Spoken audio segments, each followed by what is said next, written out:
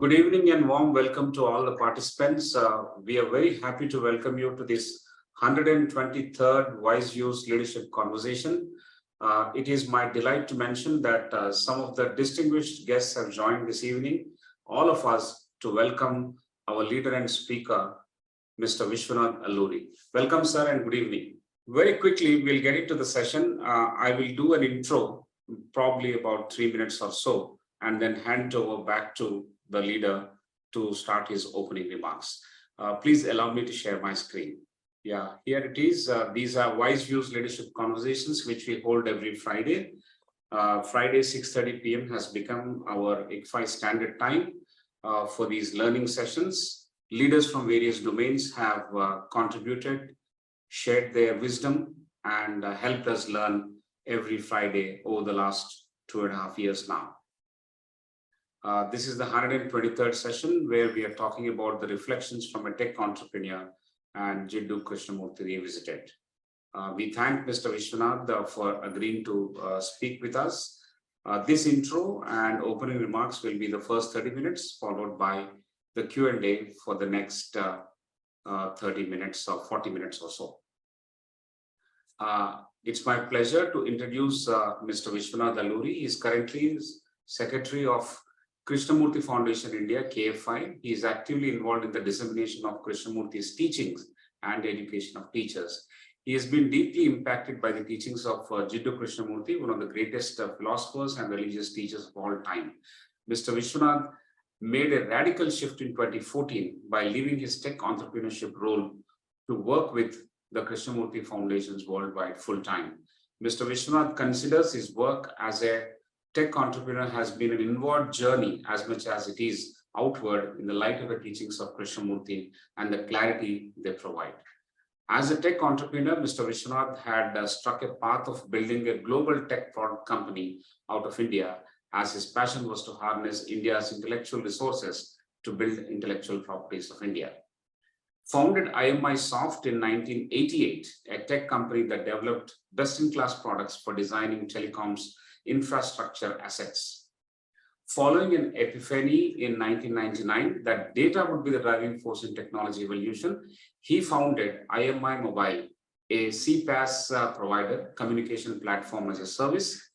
Through a successful acquisition strategy and entry into the UK market, he helped accelerate IMImobile's growth to become a leading global provider of CPaaS across Europe, Middle East, Asia, Pacific, and North America. During 2019 to 2020, IMImobile had a turnover of more than £172 million with a 5-year revenue CAGR of 26% and with more than 1,200 people, providing solutions to some of the world's largest enterprises. IMImobile was acquired by Cisco in March 2021. In his entrepreneurial approach that led him to win several accolades, they include UK Trade and Industry Best Entrant into New Markets, World Vendor Awards CEO of the Year 2011, listed among Global Telecoms Business GTB Power 100 2010 and 2011, Mobile Entertainment's 50 Most Important People in Mobile Content, and CAI Emerging Entrepreneur of the Year in 2012. These are some of the accolades that he received. Aside of his work, there is something very, very interesting to him. He produced a full-length biography about Nicholas Reland, an American Tibet Buddhist monk and a photographer, and that is titled Monk with a Camera. And in 2018, he was the executive producer of The Sweet Requiem, a portrait film on Tibetan communities in Delhi. This is very, very interesting. And apart from this, I must make a mention that he's currently authoring a book called Core of Management, drawn from his own experiences from various roles that he essayed in the past. And probably that is going to see the light of the day very soon. And we are eagerly waiting for him to publish that book. And hopefully we'll get a deeper insight into his experiences once that is out. I'll also take one moment to introduce my esteemed colleague, Professor R. Prasad. He is the Director of Academic Wing at ICFAI Group. He brings with himself 3 decades of rich experience, initially as an entrepreneur and subsequently as a corporate professional, and now as a very, very interesting academic at ICFAI. He holds a BTech from the prestigious IIT Bombay, followed by MBA from IIM Kolkata. He published several books, presented papers, as well as authored articles. Welcome, Professor Prasad. Thank you so much. I'll stop sharing my screen. I'll now request and welcome. We are very fortunate to have you, sir. This is a very different topic. This is probably the confluence of technology, entrepreneurship, and philosophy, spirituality all put together. So we are all ears, and we are open to learning from you this evening. And I'm very happily hand it over back to you. Once again, I welcome all the distinguished members who have joined around the screen. A big thank you to them, and a hearty welcome to you, sir. Over to you. Thank you. Yeah, thank you, Sudhakar garu, for all your kind words and for giving me this opportunity. Good evening, audience. Though I can't see you all, I hope they are all interested in what is the session about. I would like to say that though people call this a successful entrepreneurship, I would like to term it as not a failed entrepreneur in returning the money to the investors. I think that's what it is. So having said that, I would like to deal with the limited time constraints in mind. I already Sudhakar has mentioned in his communication that I would like to deal with 3 immutable laws. I think these 3 immutable laws, I would like to deal with that first. There are quick action, facts, and clarity. What is quick action? Quick action, what a quick action is, first I would like to use a tool of negation. Activity is not action. See, when you visit an office, you may see people, engaged in activity, apparently busy, like in a marriage function hall. There are many people running here, there.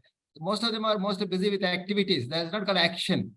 So they are probably writing, when you visit an office, probably they are writing internal mails, to the colleague sitting next to his desk without communicating with him orally. And also, who knows, they may be spending time on social media.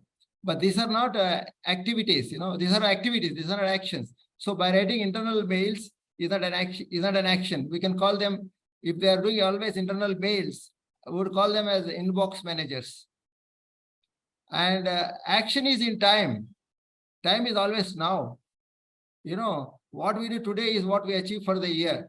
Today contains the whole of the year. So quick action is when we are business-like, not ritual-like. A strategic matter requires time to understand, debate, and brainstorm, but not matters of business as usual. So here, when I say quick action, with the next item we're talking is the facts. When you have facts, quick action is firstly you decide internally, inside yourself. That is what I call quick action. But to implement it, to execute it in practice, it will obviously take some time. That is how management works out. It depends on each management, how they work out the time. But that also, we adopt a kind of you can adopt a measure like golf score. You first establish what is the par for the course.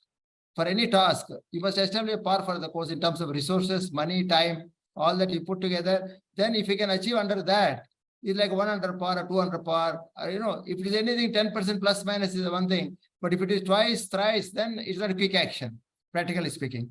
That is one way of looking at it. And then there are facts. Facts are not, actions and decisions are based on facts, not opinions. Hearsay is not a fact.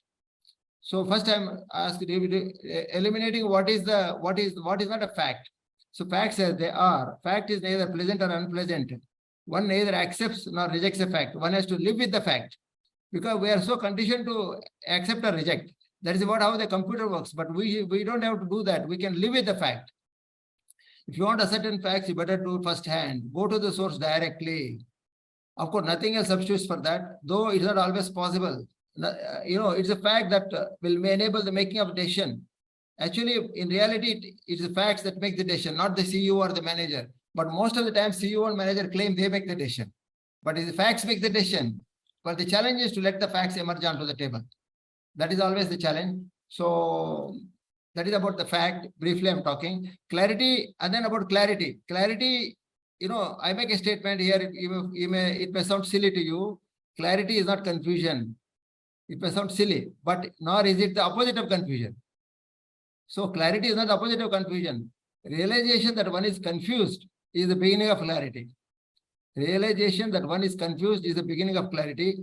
It takes certain humility, for oneself to admit that he is confused, or else one moves from confusion to confusion in the name of action. That is always the danger. Clarity is the real ground upon which everything else of an orderly life exists, is built. Okay, for me, clarity is equivalent of moksha or a bliss or nirvana or whatever you would call it. That is what it is. Clarity. Without clarity, our life itself go into big turmoil in a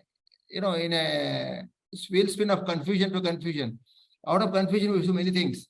Out of confusion, one gets into a kind of a relationship, which again fails. Again, after some time, you realize. So when you are confused, I will say stay confused. Don't move. Stay confused, and then you decide. Because out of confusion, whatever you decide will be an extension of confusion. So, like a man walking on the streets, he doesn't know which way to go. He is at a crossroad. If he knows that he doesn't know, he at least will inquire somebody and then move forward. Otherwise, if he is unaware of his confusion, he keeps moving, maybe in the wrong direction. So a confused mind may not be aware that instead of getting to the top of the mountain, it could be climbing down the hill and still may have the illusion that it is getting to the top. Or like a skilled driver, there is a skillful driver, a car driver. He is very good, he is very skilled driver, but he doesn't know the direction. So he goes in circles. So that is the problem with lack of clarity. So confusion, one has to realize one is confused. I talked of 3 immutable laws: quick action, facts, clarity. In reality, they are all one only. If you have clarity, everything will emerge out of that. So clarity is the ultimate thing. But I put, for the sake of talking, we have made into 3 parts, like a kind of analysis: quick action, facts, clarity. So that is as far as that is concerned. And then Mr. Sudhakar also mentioned something I posted on LinkedIn. That is, I posted 3 things. I'm not an investor. Second thing is I posted, I'm also not, inspiration is like a drug, I said. And the third thing is, do what you love doing. That is the 3 points I've written. Normally, there is in LinkedIn, actually, there's something called how to contact Vishwanath, what is that he is up to. So, because since I have what the people consider as a venture which is acquired with Cisco, some people may come to me thinking that I would invest in their firm. Apart from what all talk they do, I know this is the hard truth. But I tell them that I'm not an investor because I don't want to be the cause of their disappointment. Upfront, I'll tell them, let us have coffee and have a chat. I don't invest. Why I don't invest is also reason is I don't want to put my energy in, evaluating a proposal, monitoring the investments. Instead, I will, I want to put all every iota of my energy for the work I'm doing currently. So that is why I don't like to invest. Sorry, I'm away from the so-called business completely, but I understand I rather give it to some fund manager. In fact, I'm also a partner in a equity fund, venture fund. I'm a limited partner in a venture fund. People may say you're a tech venture man. Why you are ignoring? No, I'm not ignoring it, but I don't want to do the fund management. That is the point. So that is why I'm not an investor. Second thing is inspiration is like a drug. I said there are many people who jump into venture, starting a venture because they are inspired by so and so. This inspiration is very transient. It's like a sensation. So when you jump into a venture, it's like a drug. By the time in morning, by the time you wake up in the morning, you find yourself in deep waters, surrounded by, whales and sharks, somewhere in the deep sea. And the distance between the both shores is same. You don't know which way to go. So this is the inspiration. Inspiration is like, yes, it's all right to know what are the human possibilities, but you may not be the same person. No, you have to understand yourself to what you are fit for, what is good for you. That is how you should do it. Yes, no harm in knowing what are the role models, what are the possibilities in the, in this world. Like Steve Jobs has done so much, but that is a possibilities, human possibilities, not more than that. I think there are many people try to imitate that. That is a danger. I think all of you know, most of you may be knowing the case of Elizabeth Holmes, who was the male version of Steve Jobs. So that is another thing. The third thing is the love, do what you love doing. This is not a small statement. It's a very complex statement, if you ask me, because how to find out what I love doing, it may change moment to moment. So if you love if you do what you love doing, you don't even work a day in it in your life. Why we say that is, you see, working is basically psychological, mostly mental for us, actually. It's not physical. Physically, if somebody asks you to lift 100 kg slab, iron slab, you don't do it because you can't lift it.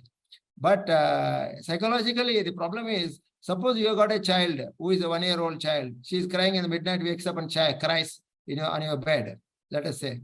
What you will do, you will nicely take care of her and make her sleep, and then you go to sleep. You don't say, you don't complain because you love your child. On the contrary, if a neighbor makes a noise, you're going to make a big hue and cry of that. That is a psychologically effort. The key is psychological effort. So that's why it's better that you find out what you love doing and do that. This is what I've written in my LinkedIn, which I'm not able to trace right now. And basically, Sudhakar already talked a lot about my background. So that was written with an intent that to prompt questions from people if they're interested. So I think I will now pass the mic back to Sudhakar and Prasad. Sorry, I have not taken 20 minutes. I've taken only 12-15 minutes. But I'm happy to have a dialogue with people and learn what we can learn from them. Thank you, sir.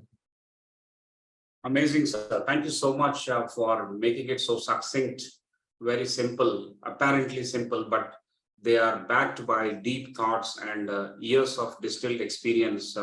You have been able to give us 2 sets of information in your opening remarks. One is the 3 immutable laws, quick action, which is comprising of time and value. And the second one is reliance on facts. And the third one is the pursuit of clarity. I think these work not just in sphere of work, but also in life, in various other decisions that we take off work as well.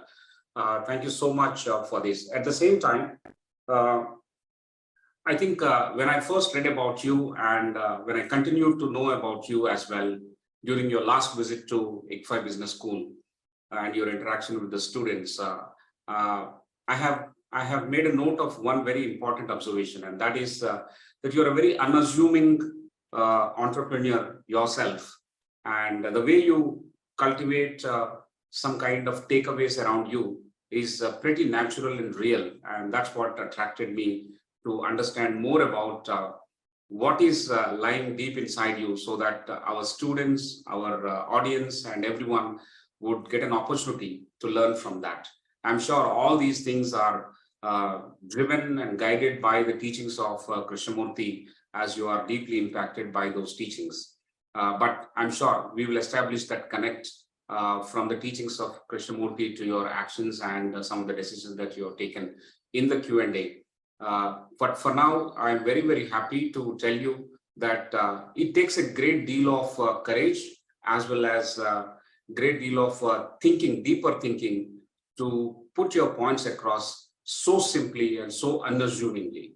And it takes a lot of time for us, on the other hand, to decipher, ponder over it, and see how we can make use of these important takeaways that you have shared with us in our own work and life.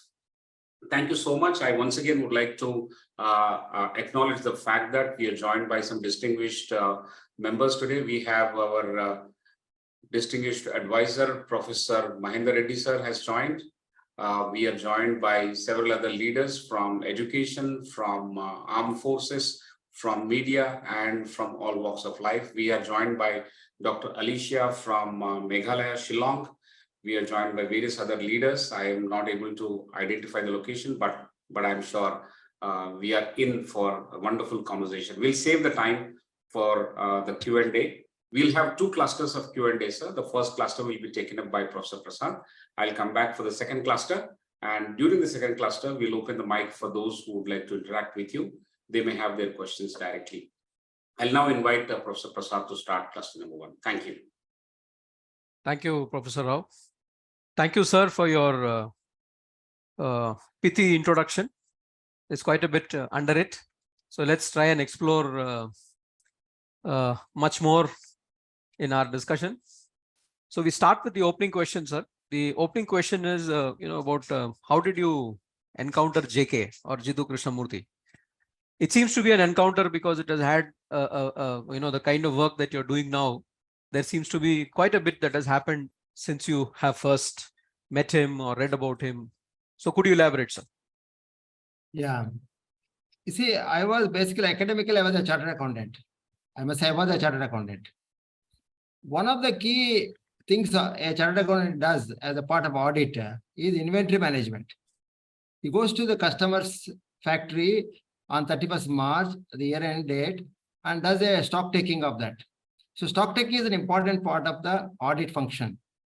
So this stock taking, why don't apply out our lives? I was thinking, what is this life about? Is that all? Daily morning grind and go and come back. In the morning you start 7 o'clock, 8 o'clock, and then come back by 7, 8 o'clock. Is that all? That was the question that was going in my mind. That was the state I was in. That was in 1995, January, almost nearly 30 years back, I can say. I happened to go to Rishi Valley School, where I'm not exposed to any kind of scriptures or anything, nothing. In fact, that happened to be a blessing in disguise in retrospect, if you ask me, because your mind will not get into a comparative study. So Krishnamurti, I heard of him because I come from a neighboring district of Madanapalli. So Rishi Valley, where Rishi Valley is located, Rishi Valley is 10 kilometers or 15 kilometers from Madanapalli. So I visited that place. Normally, these are all called education centers. They are not schools. Just for kind of information, there are 6 schools, 6 education centers. Education center has got 3 units: school, study center with its teachings, audios, videos, books, and all that. And there is a rural center where they do outreach work. So I went to a study center. I heard of Krishnamurti in my childhood. By the time he had already passed away, I had never met him personally. So when I went to study center, I used to see some of the videos, audios are there. There was one video attracted my attention. The title of the video was "Where Knowledge and Silence Go Together," he said. It's very intriguing to me. I switched on the video. Then when I switched on the video, it was like a bolt out of the blue for me. How he was going into your inner psyche, the psychological structure of the human mind, and with such objective clarity, which we think is subjective matters. And he was not wearing any robes or anything. He was wearing a nice, elegant blue shirt and talking to another professor of San Diego, University of Southern California, who was an Indologist. That really struck me so much, and I could not leave the study center. Most of my time was there only.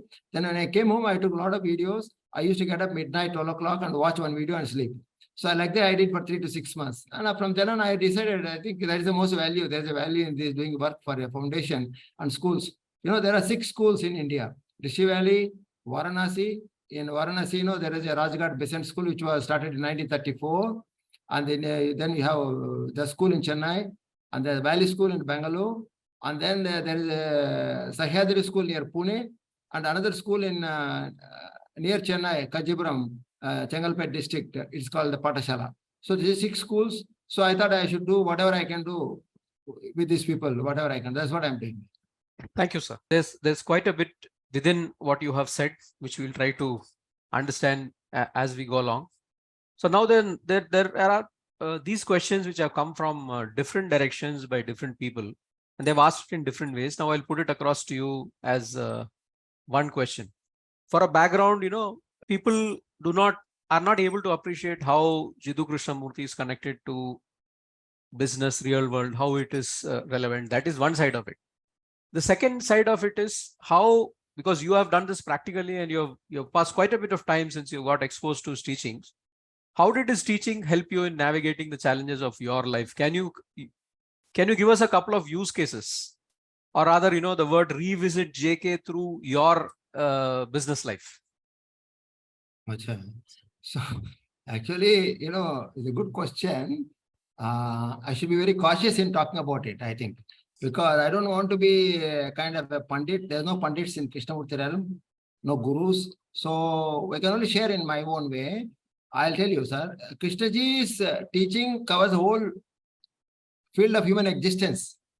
Is that management? Whether you're a manager or a journalist or a film actor or a professor or a lawyer or anything, these are all outer manifestations of your inner being. So the inner being is the key, actually. Inner being, that is psychological structure of the man, is the real ground on which all these things exist. So, okay, you happen to be professor, I happen to be chartered accountant for various reasons. But that is the only outer. Inner is important. Inner overtakes outer. That's what he is talking of all the time. So if you look at it that way, He deals with the inner psychological structure of the human mind, and he takes me to cleaners so that I can do some work with some orderly fashion. So the question is, if at all you want to live a life that is inclined towards order, I think that is where Jiddu Krishnamurti teachings come in the picture. And he never talked like a guru or any kind of a preacher. You only try to investigate the problems along with you. It is for you to see what is in it, why you are doing like this, what you are doing, why you are doing, so that you can naturally become, is your own, you are your own guru, you are your own disciple. There's no guru there. So how you see things is the guru, how you act is the shishya. There's no separate thing. The moment you look for a guru, that means you are a confused fellow. That's what it means. That's why the clarity I was talking there, I think that this entire 3 immutable laws I have formulated, I can say, for my own based on my understanding. Krishnaji is pointing to Mount Everest. I must tell you, I'm nowhere near. At least I'm aware that I'm in the ground now. Himalayas are there. It's all right. At least I'm all the dispelling of all your illusions in life. That is the key. Because we lead a life of illusion. When you are searching for, when you are working for money or whatever you want to do, it is about how much you are associated with, how you relate with this is important. So relationship with the things, relationship is there are 2-3 tools of his teaching. One is the mirror of relationship, other the tool of negation. These are the tools which are used to understand the operation of your mind as it's operating, not in the retrospect.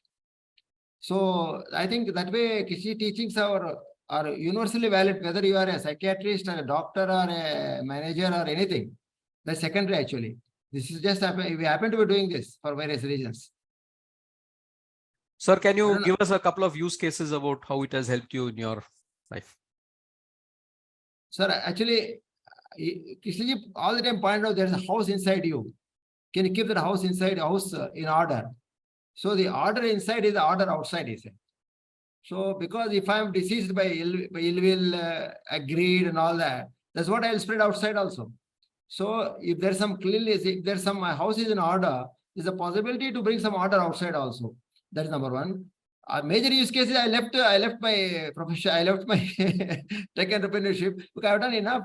And though I was offered to go and do some work around 20 years back, but just then I had raised $20 million in the company. I told them I'm deeply embedded in samsara. I can't go now because I didn't walk out irresponsibly. I walked out responsibly only.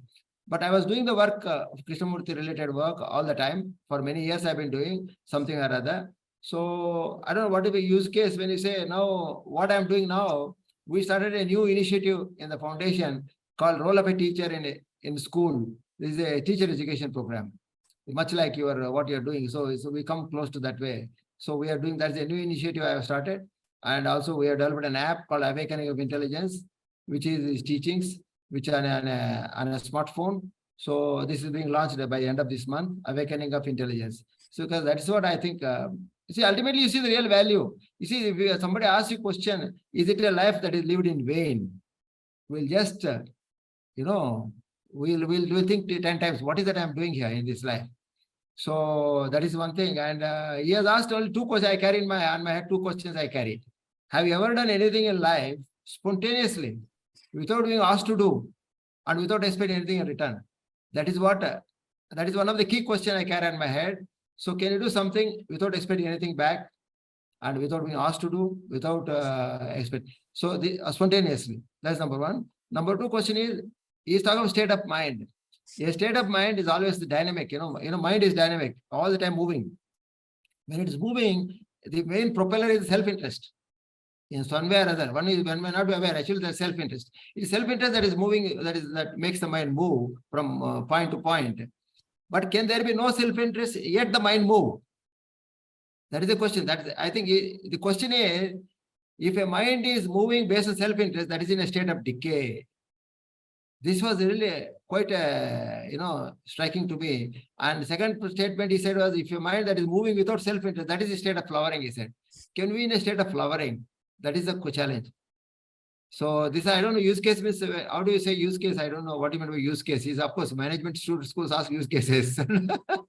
Thank you, sir. I think you have given us a number of points, and some of them are is that the fact that if you read Krishnamurti, you are taken to the cleaners relentlessly, and you're stripped naked, and you need to accept certain facts if you're serious about it. And then I think that's the beginning.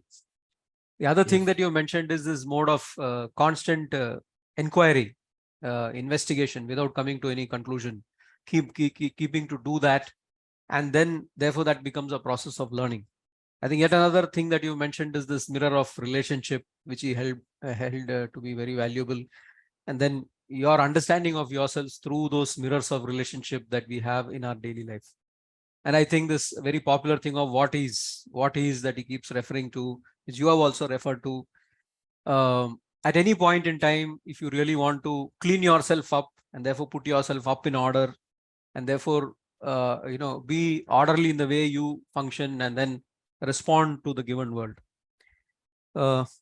Thank you, sir. I think you have covered quite a lot of ground, and you have also covered the use cases, because I think the action which has come out of this understanding, you have given us some examples. What has come out of it, which you have also rightly referred to as action and not activity. I think a primary one being the movement of your life from what you were to what you are doing now as part of your life mission.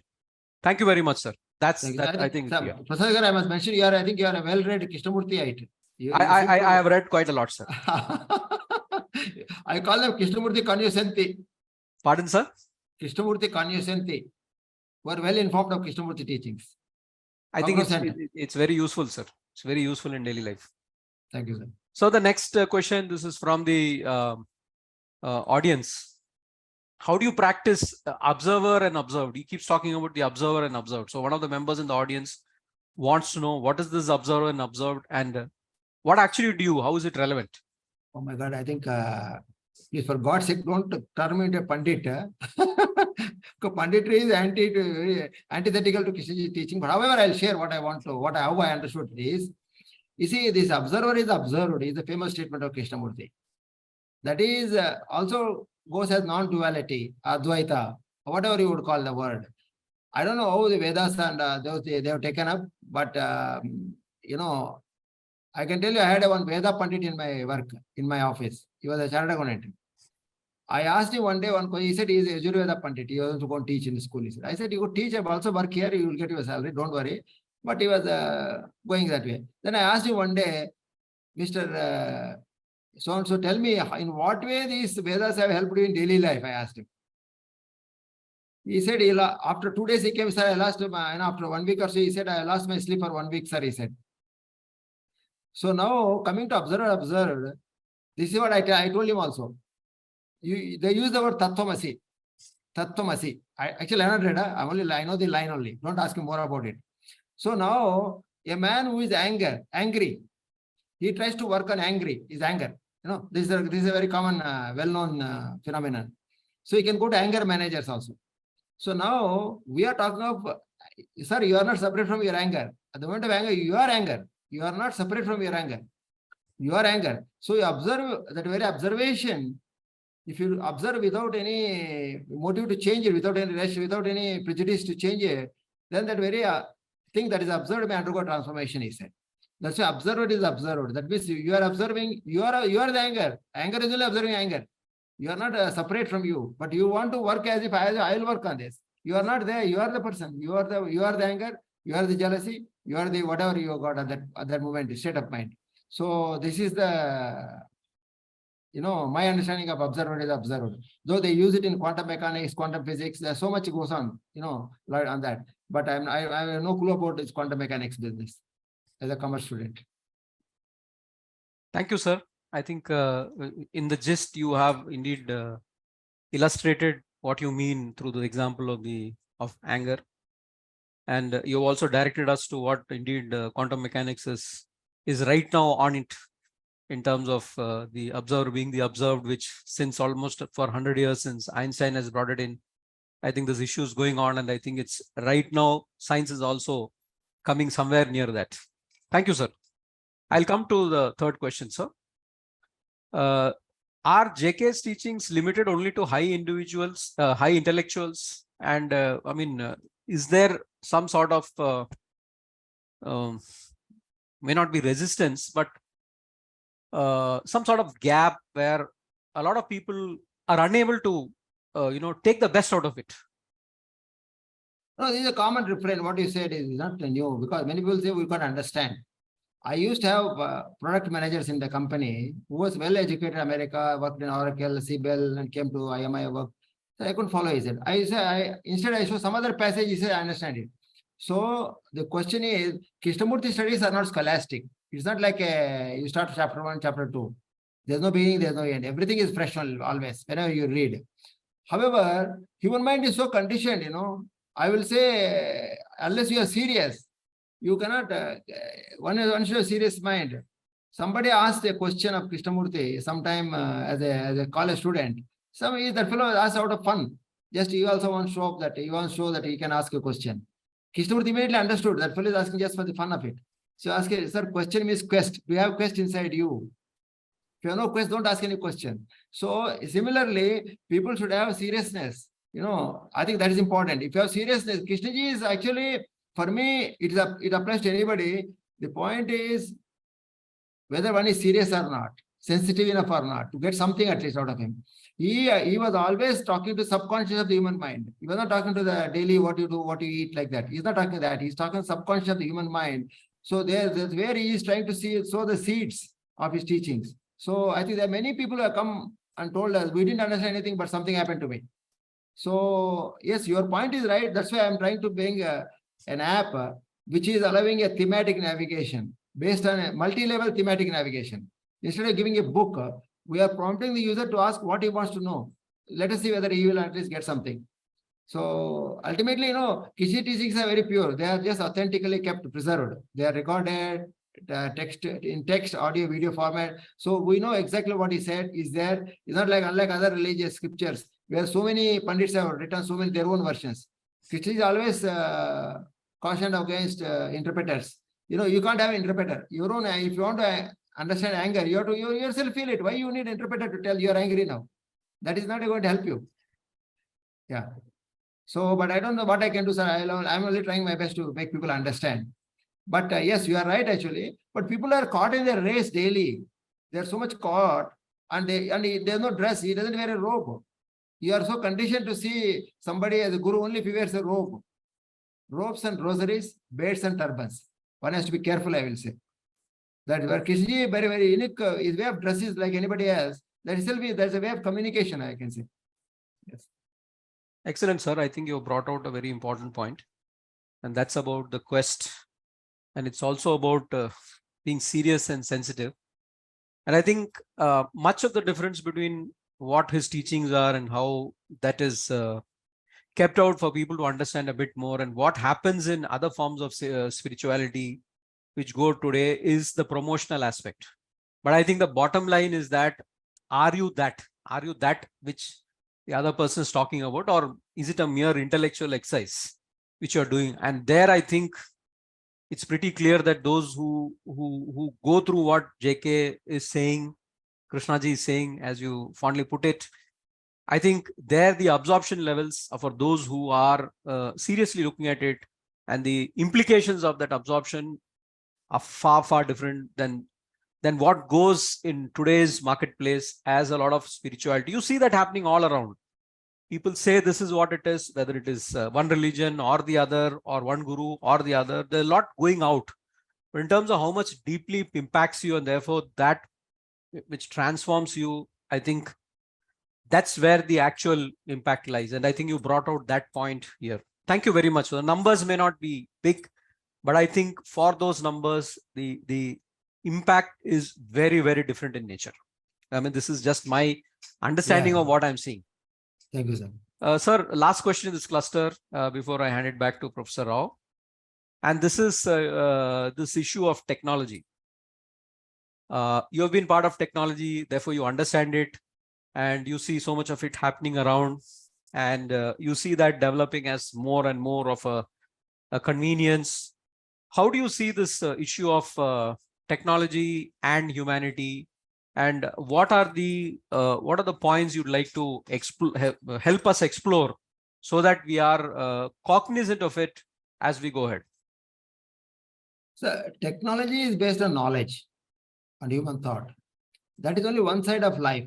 I think to bring some order in the world, let us say, if the institutions like you are also one of the lines they use is we make the world a better place. If that is what you are asking, probably I think human beings should understand their own inner dimension. Without understanding inner dimension, whatever they learn, that will remain like that only. You see, there is a simple statement. I can repeat. I don't have to quote, but I can repeat that. See, there is a mathematician. I'll call technologist. Mathematics is pure order. There's no any room for subjective elements there.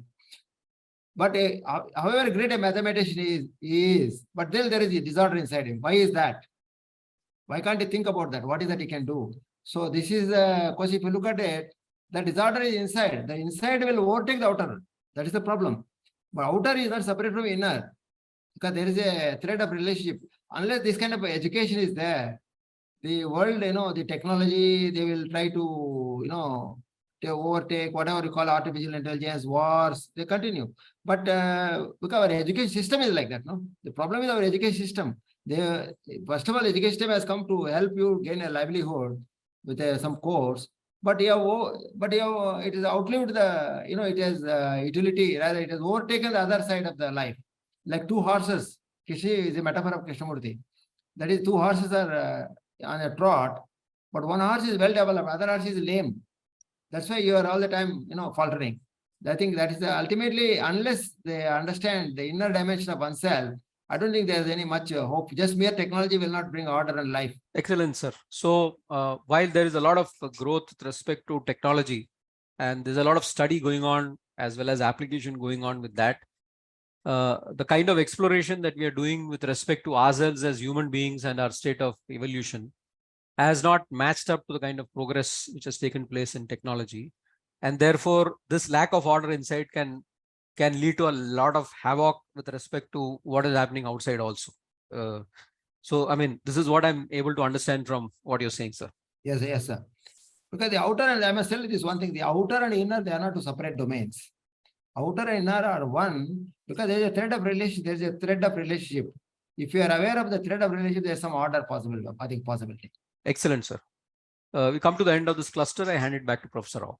Thank you so much, Professor Prasad, and thank you, sir. I think this has set me into a mode of thinking, and that's why I'm at this point in time, usually in my conversations, I'm not silent. I'm actually bullying to ask a few more questions, bubbling with joy and things like that. But I have calmed down a little bit listening to what you have mentioned so far. I don't know. I have taken it very seriously and delved deep into some of the most starkly stated points in the last 30 minutes by you. But I'll come to that a little later. I want to mention to all the participants who have joined us this evening, please raise your hand so that we'll connect you to the leader. You can ask the question directly. And in the meantime, I will take a couple of questions. So the first question I would request you to respond to is how can we make Krishnamurti's teachings relevant to the current day students in, say, in schools and colleges? How we can make it very relevant? One or two points that educators should keep in mind and work on so that they get the benefit of these teachings and we start to build that subconscious mind of human beings pretty early in the game. Yeah, I think, you see, that is one of the major tasks I'm working on now. Left to me, I would like to start a kind of university for new education. The education we are doing now, currently we are running a course of to role of a teacher in school. Many people have joined, not necessarily teachers, online course this is. So people are joining from banking, IT, doctors. They all want to learn about life. It's about life. Teaching is about life. So we have a course, but I don't know how we can, in fact, some of the academies have collaborated with us in Maharashtra. Some governments are trying to collaborate with us to bring in that kind of a orientation to them. At least even orientation is okay. I don't say they will become enlightened and they will reach Mount Everest. I'm not talking that. Even some direction is okay. At least their what you call their illusions are dispelled. That is not bad, So to some extent, some order in their working life is brought out. I think that some exposure is possible. We can discuss that, how to bring it to your, let's say institution, how you want to expose them. There's a way we can create a module for that. Yeah. Just Great. to exposure. Yeah. Thank you, sir. Great, great. Wonderful. On one hand, knowledge and silence goes together. That is the principle with which you started, and that's where I got stuck up actually. To be very honest, I'm actually very far from it. So that's the reason I'm dumbfounded now when you said that. At the same time, two initiatives you have mentioned, sir, as part of your initiatives in the foundation right now. One is to create that app, multi-level thematic navigation app, Awakening of Intelligence, probably that's the title, and then the teacher education. If you can give a little more insight into these two, maybe at the level that most of us can understand, and come back to you for more. That's what I request from you, sir. Yeah, first I'll talk of teacher education program. Teachers, we have prepared material and based on what Kishi talked of, and also what outsiders also talk of. We keep it, not just only Krishnamurti. Some material is there. We teach them about competition comparison. What are the implications of that? What is the nature of competition? How it works in you? What it does to you? Competition comparison is one module. Authority, order, and knowledge is another module. When you talk about knowledge, it's important to understand knowledge as a, one should understand the value of knowledge and also the limitations of it. That is the real place. You must understand that knowledge alone will not help you to go far in life. So that is another module. Fourth module is observation, thinking, attention. These are four modules are the history of education. History of education, how the education itself has evolved over a period from 4-5 centuries back to British time, pre-British time, and now what is happening, all that. It's because it has overtaken the real importance of life itself. The education, what we have got today, is more about rote learning and academics, science, maths, that's it. But that alone is not helping. So many top people you see in the world, they are all very well educated, but they are having issues in their personal lives. So this is where Krishi teachings, we have oriented this kind of, we have developed a material like this to orient teachers to become teachers of responsible parents also. It's not just teacher. Teacher is a parent also as a teacher. So that is one thing. And then we have the app, multi-level thematic navigation. What we are doing is, we have, first of all, first screen, opening screen is ask your question, we'll say. There are selected theme. So that you start the journey with where you are. Because when Krishnaji was alive, when he was talking to people, he could relate to their state of mind and talk what their problem is. Not that everybody would talk the same way. He has met ordinary people, Aam Aadmi too, scholars, religious scholars, pandits, Christian pandit or Christian priests or Hindu scholars to Buddhist scholars, all of them he has met, and also physicists he has met, where he discussed with quantum mechanics. All these are the, so what we have got is, Krishnaji's talks have been recorded verbatim from 1933. All his talks are first they were written in shorthand and put, and then there are question answers, there are one-to-one dialogues. People have gone and met him, with their personal problems. There are books are written by him. He himself has written, recapitulated what all they came and discussed, like their personal problems. So we have made a theme. We say we first bring quotes on that theme. Attachment, we put the quotes. Then we bring quotes on attachment. Afterwards, we bring question answers. There are questions. Many people ask many questions. A variety of questions have been asked. Thousands of questions have been asked of Krishnamurti. We bring that. Then there are talks. Then there are one-on-one meetings. Then there are discussions. Discussions with a variety of people. So we're dealing with this subject. So all these are organized thematically, and we have managed to get the app out now. We hope to release by end of the month. So this is the Awakening of Intelligence app. And we may also think of another app for education itself separately, only for education.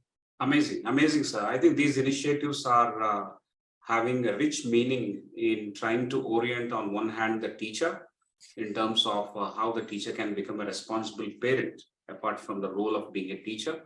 And on the other hand, attracting the young students to a connecting level with respect to the teachings and essence of Krishnamurti. Through all gamifications that you have probably involved and variety of themes that you have involved in that. I must congratulate you for arriving at this format. It is very, very interesting. We are eagerly waiting to download the app and see what is in store for us, even in that app. We are all students in the sense we are lifelong learners, and that's the reason we are conducting these sessions. No, I normally say, you see, there are two types of alumni in Krishnamurti. Krishnamurti time, there are two types of schools. One is the regular school, Rishi Valley and all this, where the alumni is there. Other one is his own school, there are no alumni. So lifelong, you live your life, the way of living with the teachings. Great, sir. We belong to that school of thought. We are lifelong learners, and therefore we request leaders like you to come and share your distilled thoughts with us and everyone around the screen every Friday. Thank you so much. I'll now request Dr. Prasad Rao or Ms. Chitra or Mr. Sanjay, whoever goes first to ask the question. Hello, very good evening, sir. Good evening. Please go ahead. Sir, first of all, thank you so much for beautifully explaining these three mantras, I should say, action, facts, and clarity. But it seems to be a little bit philosophical.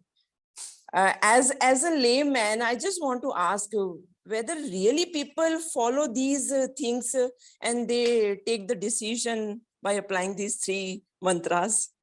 And my second question is that in this Kali Yuga, do these teachings really applicable, or it is just in the books which we used to teach the students? Okay, madam. I think, can I say, sir? Yes, yes. Yeah. You see, first of all, what is the three immutable laws? You said philosophical. You also said how to apply. The question is wrongly put, if you ask me. Apply is a wrong expression. When you say apply, that means human mind is made into a machine. The apply word is used in software. If it is to be integral part of you, you will act like that only. It's not a question of applying. The word application is wrong, if you ask me. There is no such mantra. It's not a mantra also. It is the way you are living. No, if you are going in a car, you drive with care. Kitchen teachings are you drive with care, is telling. So if you drive with care, it is not something you apply. You the part of you, that's it. So there's no any application. At the same time, this is unless you get into there's certain, as I said, no, there's certain humility required to admit one is confused. Unless one is confused, one admits that one is confused. There's no hope for him, you know. You see, if you are managers, I think people who work under you, if the guy makes a mistake, if he doesn't see that as a mistake, you are in trouble. You will repeat the same mistake again. So there's certain humility is required. So unless you have that humility, this application also doesn't arise. So I don't know how you can say whether is it possible or not. I can't. This is up to individuals' ability to respond to that. You know, there's a relationship. So many things are involved. It's not highly interrelated. These are all not just. It's not like a mantra I extract and apply. This very application itself is a wrong concept. And then you talked of is in the Kali Yuga. Krishnamurti teachings are they, you know, valid or relevant? You said. I say Krishnamurti teachings are of universal value and eternal value. I tell you why. He is all the time talking in the time of ING. Most of his teachings are of ING, art of seeing, art of listening, art of questioning. It's not when you don't put the word, even compassion, which is at the highest level of the teachings, intelligence, they are not actual nouns. They are actually active present. They are verbs actually. Similarly, management also, if you say management is not a noun, it is a verb, active present. You're all the time managing. Please understand. So similarly, when you take that way, Krishnaji is not just for the old age or any age, it is in the moment right now, if you ask me. That is what a Krishnaji is. Teachings are. I see that way. No Kali Yuga, let it be any yuga. As long as human beings are living their lives based on their minds, these teachings are valid, I will say. Okay, we'll take Mr. Sanjay. Thank you. Thank you very much, Sudhakar. Thank you, sir. Thank you, Vishwanath Garu, for having made it. In fact, one thing I am totally indebted to Vishwanath Garu for having introduced me to Jiddu Krishnamurti teachings as well as learnings. In fact, one of the first books to understand his philosophy was thanks to my meeting with Mr. Vishwanath Alluri way back in 2011-12 when we met at ISB. So thank you very much. My simple question at this moment was that as human beings who are responsible for even bringing up society and families. How did you see the philosophy of Jiddu Krishnamurti applied inside the family circle? I mean, how did it help you bring up your children? I have this question from my perspective. How would you advise? First, I think I have to make some editing of your question first. You see, Yeah, you are please talking do so. philosophy. First of all, there is no philosophy. First of all, Krishnamurti not talking any philosophy. He is not a philosopher for that matter. No, actually, some descriptions are there, many variety of description. He is like a what you call a master of reality. He's showing you what is real, what is that's. He is not claimed anything. He says he is nothing. Though he may say, but somebody asked him, is a philosopher? He said he refused to answer that as a philosopher. A kind of philosopher, he said. He's not a philosopher. He is not like a Karl Marx or Adam Smith or somebody propounding some philosophy. He is not that at all. He is simply pointing out when you drive carefully. Do you call it philosophy? What do you call that? When you're driving a vehicle, he says, please start from near before you go far. To go far, you have to start from near, he will say. Near You have to be is, aware of if the you're talking of a environment. car, no car, whether car brakes are working, the petrol is there, diesel is there, or the Sahara is working. This is about the car. Similarly, in your own mind, whether the mind is in order or not, that is what he is talking. So he is not telling any philosophy. He never said nothing is mine, he will say. It's not mine, he will say. That's why Krishnaji is not about the persona. Persona is not, when you talk avatar, people call avatar. Murti is also avatar. Avatar is not in the person. Avatar is in the teachings. So the teachings are always ever living and the eternal. Valid, yeah. So that is having said that philosophy about that. But application also no application. You see, we are actually uneducated by the time we are married. Then somebody came and you said, no, you are asking a question about family life. Somebody came and asked Krishnamurti, sir, do you know how to bring up your children? He was looking here and there. He said something, but you are already married and put children. So that is our lot. But actually the children or anything, yes, how you want to bring up a child? Basically, you take him to a park actually. The more important thing Krishnamurti talked for me, I understood. You see, he's talking realistically. He's not telling anything, any philosophy there. No mantra. He's telling, sir, you please watch your own conduct to your children, your wife, your neighbor, your servant maid, your car driver, everybody. That is the environment of the child, and child will be the product of that environment, not by taking him to dream park or I admit him in a big school. That is not what he's talking. He's talking of your own conduct. So ultimately, everybody has to be a good human being in the end of the day. So whether it has impact or not, I cannot comment. I'll never claim that, I have done all, achieved anything in life. It's a continuous work in process. Is it reflecting in any way in the educational institutions that have been nurtured over the years with Jiddu Krishnamurti's name bringing up the curriculum or the linkage? Is there a link over there? Why so many educational institutions have come up using this philosophy? And what is the core philosophy of the schooling system that is provided in these institutions? Is it self-discovery? Is it go with the flow? Because there the children are taken away from their parents in any case. The environment is actually completely controlled because you're having a separate set of teachers, you're having separate infrastructure. Everything is different than what the person can expect at home. So where does the philosophy reflect on that? Yeah, you see, I'll give two types of answers. One is very deep at Krishnamurti level, what he would say, and what we will say, Aam Aadmi reply I will give you. I think there are institutions which are hundreds of acres of land with good nature, surrounded by nature, and so children are made to appreciate nature and relate with nature. And we are not, without imposing Krishnamurti, we have to make them into good human beings. That is a challenge. It's not just we can't impose anybody on a child. He may repel forever for a life. So we are very careful. Only we have to be nice. And so there is a concept of house parents. Their children are taken and watch sunset, and the children are told to write their thoughts and feelings in a day. Not like diary, where I ate in the breakfast and where I went for lunch and all that. No, their own feelings and things. This is another thing. So all the schools are in beautiful settings, our schools, and there are also outside schools which are inspired by Krishnamurti. In Hyderabad, the best school is still, I think, people call Vijayaranya. Vijayaranya is one of the inspired by Krishnaji teachings. Sorry, I'm using the word inspiration. Okay, So, okay. and also Chaitanya Vidyalaya. But Krishnaji, you know what he will just take them to cleaners, the school administrators. Sir, you got first rate order schools, he will say. Krishnaji is talking of a human being, of a lion-hearted human being. Where are the lions, you would ask? You have not even produced a Giselle. You have produced a mice, you would say. So, Krishnaji is, you know, he can say that. That's not me. I cannot say. For me, still, they are the gold dust in a world that is full of mud.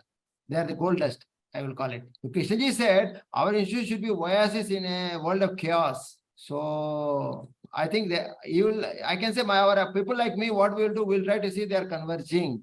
There's no end point, no converged. You can't end, it's always a journey. You know, we are ensuring that it's not converging, not diverging. That's what I don't know whether we could get all answers for your questions.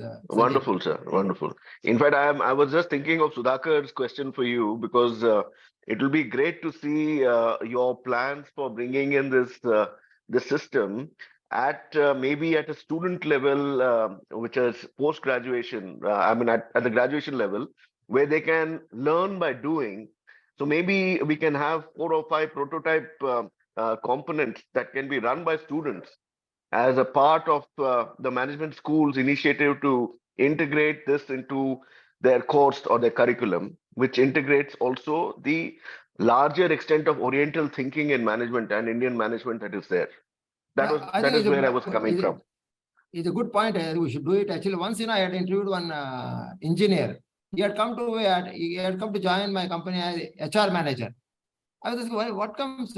I already worked for 10 years. How come you are joining HR? Where did you study? I asked him. He said, I'm from Nagarjuna University. He said, Nagarjuna is a big name in Madhyamika Buddhist philosophy. You know, Nagarjuna. And Kishi had a respect for Nagarjuna. He talked of total negation.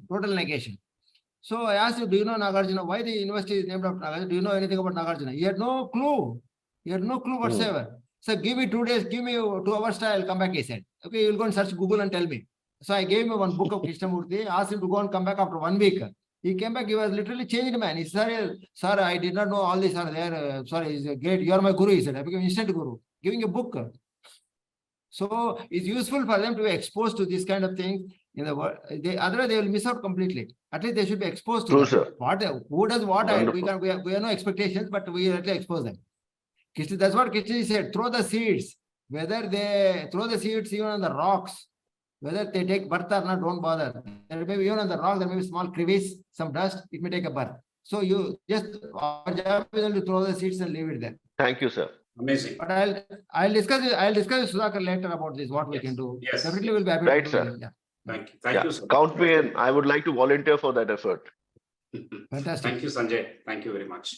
I think there are too many things for us to actually pack in. So I was thinking that the conversation between you and Sanjay will give us a small break so that we can write down, assimilate, and try and use it for us in the days to come. But anyway, the action point that was mentioned is how do we introduce this without imposing? That is again learning from JK's teachings. We don't have to impose anything on anyone, but we need to very subtly implement, initiate, expose them to these teachings, and probably we'll see a lot of change coming across. That's wonderful. There are several philosophies. Many are actually converging in my mind. They're at the intersection of quick action, the intersection of seeking clarity, and also focus on facts. I think majority of these things are converging at one level. We'll come to that. But I'll request Mr. Srikanth Ramachandran to raise his question. Good evening, sir, and thanks to ICFAI for organizing this program. I think I've been a participant for a few of your programs, and this session was very interesting for me. So the question is to Mr. Vishwanath Alluri Garu. This is away from the Jiddu Krishnamurti's teachings. I just want to ask you as an entrepreneur, sir, in your opinion, what do you think is the potential for skills, vocational skills education in India, number one, and then what is the opportunity? I feel I'm personally very much votary of this vocational skills, because people should learn what they want to do in their life. not just study academically and leave that subject there. So it's a very good thing, and it will do great thing for them. And India needs vocational skills, no question about it. The great potential is there, but you are facing a challenge of prestigious institutions, academic qualifications. How are you going to cope with that? The mindset is already there. They want MBA, they want IIM, they want this, they want that. But this guy vocational skill, IIT, ITI, whatever we call it, I don't know how we'll because it's real. But people want qualifications. I look at qualities, whereas they look for qualifications. I don't know. That is a challenge you will face. Thank you, sir, for your response. Because I represent an organization which is a London-based organization called City and Guilds. We pioneer in vocational skills education. Yes, while we are able to kind of deliver some of our qualifications in India, but the mindset, as you rightly said, is parents generally want to ensure that their kids are getting into a professional program like medicine or engineering or management, and then, or a law, and look up for employment. But whereas, as you rightly know, sir, there's a lot of scope and opportunity if suppose somebody is really well trained and well qualified in the vocational skills areas, which can help them to not only maybe acquire jobs, but also perhaps to start their own and offer jobs to, others. So that's where I thought I'll ask and seek your, opinion and help, sir. Thank you, sir. Yes, whatever I can do, I will do, sir. That's a great question. I think you have helped us bring this point on focus, quality versus qualification. I think that's going to be relevant all the time. Thank you so much, sir, for your response as well. There are a few questions, and I'll take one out of that before anybody raises the hand. There are a few who are raising hands, and I am not able to actually see them. I'll request them to do it again so that we don't have any dissonance. Sir, we agree that quick action, fact, and clarity are related. But what when your leader who knows everything, your management or leadership knows everything, facts and clarity, but they take action the way they want? How do you deal with such situations? This is the question from an anonymous person. Okay, no, I'll tell you, sir. You see, what I meant quick action is psychologically. One is action takes place psychologically, then physical. See, I decided to go to ICFAI today. I decided now, tomorrow I'll come to, today I decided, now I decided. That is a quick action. Then tomorrow it will take time to travel 1 hour. That is, so we have to be very clear about it. So quick action, we are talking of the quick action. And outer also you must take what is the minimum most time it takes. I told the golf score, whatever action it takes. But you say there's so many people involved in taking action in time, but they won't cover. That is the test of the leader, what you call leadership. I don't know what he does, how people respond to him. The question is ultimately boils down to the so-called leader in this world. Though leaders are, that's not a different word, but you have to use the word leader in this context. So people respond to leaders differently. Different leaders get different responses. So it all depends on the way of living, I can say. If he's an honest man, he's a truthful man, he is a really helpful man, definitely the response is different. So we cannot, I have no comment on that to say why each person responds differently, but I think ultimately this is the truth of the matter. Great. So one creeping question. In the beginning, you have described yourself as an entrepreneur, in the sense you said you're not a successful entrepreneur, but at least you are not a failed entrepreneur. I think to that effect, you made a point. In the whole scheme of things over the last 30 years or 35 years that you have started working as a chartered accountant, as an entrepreneur, driving an organization, and subsequently getting absorbed into JK's teachings and learnings, is it safe to assume that only when we fail, we get attracted to a philosophy, our mind is open, and then we like a particular ism or a philosophy? When we do not fail, we don't actually seek any external knowledge or influence from others. Is this assumption right? No, it's not like, I think I'll put a little, we'll read the question a little bit. See, I will call it a suffering. Failing is suffering. Let us use the word suffering. When suffering comes, but people try to escape from suffering. That's the trouble. You don't stay with suffering. There is hope only if you are able to stay with suffering and understand why it's suffering.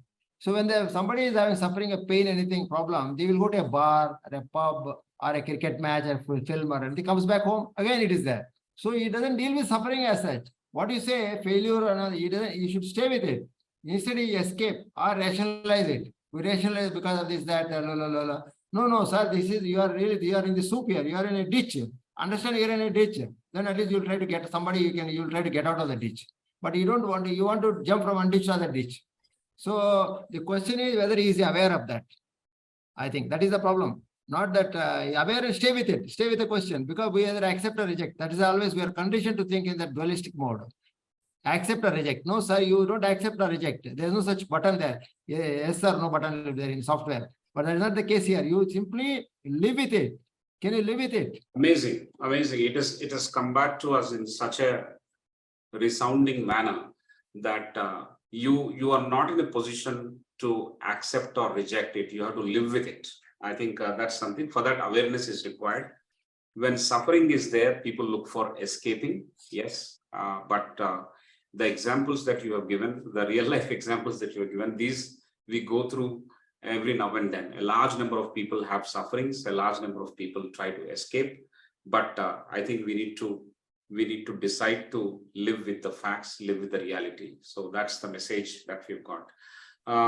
I'll request Professor Prasad if he has any question. Otherwise, I'll come back to summarize and then close the session. I think there are no more. I think it's the three principles still hold. Very, very profound, actually. And if one bothers to see the relevance and the connect with all the other challenges that we face in our work and life, we can easily go back to this framework and then address some of those challenges. So it's so beautifully stated, the three immutable laws and the observations that Mr. Vishwanath has mentioned. Sir, you want to say anything else before I summarize, sir, and conclude?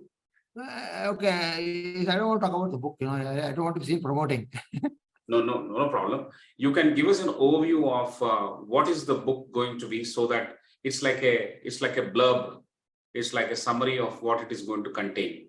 You're not promoting it. Okay, sir. Because I criticize the person who promoted from the stage.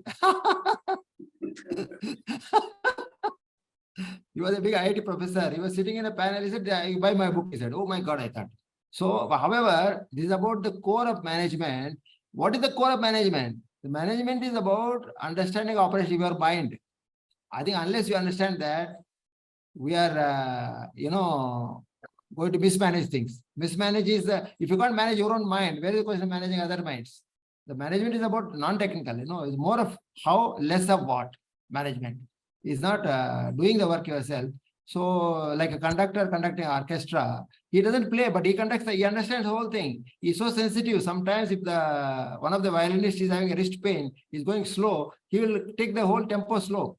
So that is how it is actually. Yeah. Amazing, amazing. In a very brief manner, you have mentioned, I think we can expect a lot of these deep connotations to be read and seen and understood in your upcoming book. When it is likely to hit, sir? December? No, I think in December, first quarter of 2025. So this is how the language of the CEOs and founders is. First quarter of next financial year. Of course, it's not being written with any intention of quarterly pressures. We have no quarterly pressures. This book is the first chapter says why of the book. Why of the book is in the spirit of bus pushers. Correct. In the spirit of bus, with the villagers, when the bus doesn't take self-start, villagers come and push it. They don't expectation. They have no expectation. They just for the fun of it push and go. So that's what I'm writing. In the spirit of bus pushers, we are writing this book. Absolutely, absolutely. Thank you so much, sir. Thank you so much. I must confess that I have not read much of Jiddu Krishnamurti's teachings as much as my esteemed colleague has. And we knew this even before commencing the session, and we have knowingly kept it like that so that we orchestrate this better. Some questions from ignorance and some questions with knowledge, but questions will be there, and that's how it has come across. And our participants also have chipped in with beautiful questions. We have landscaped those questions to fit into the scheme of the discussion today. I must thank each one of them for participating and sharing their queries. And those who have asked questions live with you have also brought in some additional points which has enriched the entire leadership conversation this evening. In a nutshell, if we have to recap the essence of today's session, sir, it will be across 3-4 points. And the most important thing that has hit me, and still it is actually crossing the screen of my mind, is that knowledge and silence goes together. I wish we try very hard and we try very hard to be there or align with this particular philosophy or thought process. The other thing is there are no pundits and no gurus. And if this is the belief system from JK's school of teaching, this is very, very interesting. And some of the things that we believe in the current days imparting of education and management is that would you like to be a sage on the stage or would you like to be a friend by the side? I think this one falls into the second one. We should try very hard and be a friend by the side, investigating together some of the challenges that one is actually grappling with. I think that's a very, very important takeaway that we have. The third one is, if there is order inside you, and there is likely to be a greater order outside as well, and these are not two different things.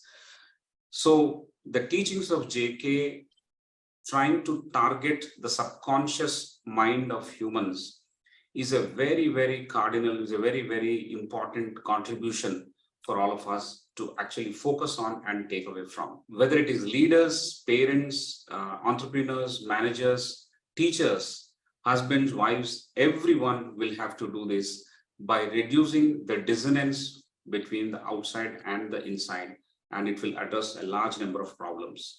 I think some of these points that you mentioned so quickly are so nuanced, so deep, that it has wider appeal and it has wider, I'm not using the word application. When you said it is not application, you have to be like that. When you drive carefully, I take home this point today, when you drive carefully, it is not an action. It is basically, you have to be like that. You have to be subconsciously be like that. I think the entire effort of the human being should be to move closer to what you are inside and outside without any bigger dissonance. So that's an amazing thing. And the initiatives that you are starting for orienting teachers as well as the students of this current generation through some of the products of teachings and learnings through an app and also through several programs of orientation for teachers. This is going to be quite commendable. This is very, very interesting. State of mind and state of flowering is another impactful thing. Observer versus observed. I mean, they are not two different and they're one the same. You are not separate from your anger. Example sticks very, very strongly with me. The general refrain that JK's teachings are philosophical and limited to intellectuals is commonly felt. But as you have mentioned, it is not scholastic. We need to actually work on the conditioning that we come with. The conditioning of mind actually is limiting us to look at some of these things. And I think hats off to the people who are helping us understand all this thing. One of them is you. So when you say that question has to be very serious, it has to reflect the quest in you. I think that sets how much we have to focus on the subconscious level of ourselves, human beings, to reach these levels and make a harmonious living both within our homes as well as in our workplaces. I also want to make one very important thing which is sticking to our mind is that teaching and learning has to be seen in the manner that you throw the seeds, let people pick up, let it germinate new ideas and thoughts and orientations for people. Throw the seeds even on the rocks. It will come. If it has to come, it will definitely come up. Don't worry too much about the result. This is very, very important. And the last point is, when you understand your mind, where during every suffering, instead of escaping or instead of trying to resolve it, and if you understand your mind, you will go towards the solution and you will try to live with the reality and move on. I think these are very, very strong, deeply nuanced kind of takeaways that we have today, and many more are there. I have only picked up a few. I can't thank you enough for this patient discussion that you have rendered today. I'm sure Professor Prasad is quite thrilled because he is an interested party already. And now as an ignoramus, I am also interested. These teachings are fantastic. It is hugely relevant to all of us in the current generation. And I only wish Krishnamurti Foundation India to flourish and help us understand through your products and services that you reach out to in the society, in the communities that you're planning to target. My best wishes on behalf of ICFAI, and I once again would like to thank everyone who participated, and more importantly, you. Thank you so much for your patience and expertise in sharing all these things. I would like to add one comment only what all you said now. I don't know, how did you say he's like a friend is talking? That is the language Krishnaji used. Let us talk like two friends walking a path sitting on a bench, he said. That's why he's a friend on the bench. That's the language, his own expression that is. You got it, huh? You created his own language. It's fantastic. Exactly what Krishnaji said. Oh, I'm lucky. I have actually picked it up from the usual management jargon that we use. The shift in education and learning is nobody's a teacher. We are all learners. So the shift that is happening now is, I will not deal with you like a sage on the stage. I'll not wear robes. I'll not wear some kind of jacket, and I'll not teach you from a stage from a distance. The learning will happen with you. I will be sitting by your side like a friend. I think that kind of orientation is coming in the modern learning context. So from that I picked up and used, and so luckily it aligns with what you wanted to say, and also aligns with what JK's teachings are. Thank you, sir. Thank you so much. We will take a break here so that we can come back on 13th of October at 6:30 p.m. to learn a little more about what work life and what some of the learnings and classroom situations and work life situations are. We are going to discuss with yet another leader, Professor Rohit Dhankar. We are going to talk about political correctness versus spirit of free inquiry. That is on next Friday on October 30th. Stay tuned. Till then, please visit the website and the details of JK Foundation. There is a lot for us to learn, and some of the apps that they're going to release, we are waiting eagerly for them to make it available, make it public. And we'll keep immersed ourselves in this. Let's not say apply. We'll keep immersed ourselves in these teachings and try and make sure that we will be good teachers and good parents and good students as well. Thank you all.